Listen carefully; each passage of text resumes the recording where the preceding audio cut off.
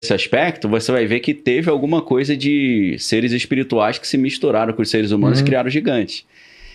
Não só na Bíblia, mas também na mitologia grega, é daí que surgem os primeiros reis. Como eu estava falando na mitologia egípcia. Por quê?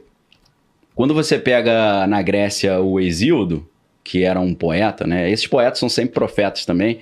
O Homero, aquela ideia que a gente fala hoje, você é minha musa inspiradora, né? Dando chaveco. Isso vem do Homero, porque o Homero, quando ele ia contar a história do povo, não tinha escrita. Para ele falar, vou abrir a Bíblia nossa aqui e vou ler. Não tinha, o cara tinha que decorar tudo na mente. Então ele tinha que ter várias técnicas de memorização. Quais eram as técnicas?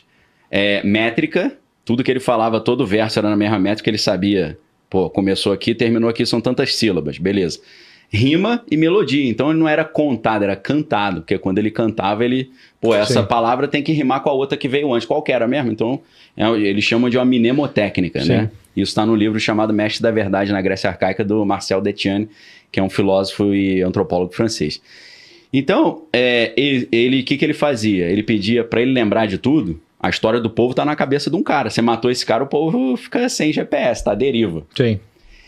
Então, esse cara, na hora que o pessoal falava, ei, conta a história aí do nosso povo. Ele fala, pô, ferrou, como é que eu vou lembrar de tudo? Aí ele pedia ajuda às deusas da memória. A deusa da memória chamava Mnemosine, que é de onde vem a ideia de amnésia. Amnésia é quando eu perdi o contato com Mnemosine. As filhas de Mnemosine eram as musas. E daí vem a ideia de museu. O que é o museu? O lugar onde se guarda a memória, por causa de Mnemosine e das musas. E aí que vem música, porque a memória era cantada. Então, música e memória e as deusas da memória sempre teve tudo a ver.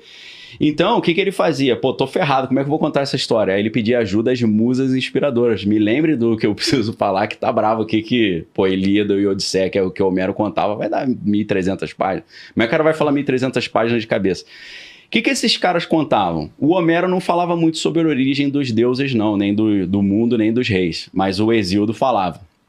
O Hesíodo conta a cosmogonia, que é a origem do mundo, o cosmos, né? E conta a teogonia, que é a origem dos deuses. Então, nesse livro Mestre da Verdade na Grécia Arcaica, você vai ver como é que surge essa era da Grécia que tinha reis. Um exemplo clássico é a ilha de Creta, né? Onde você tem o rei Minos.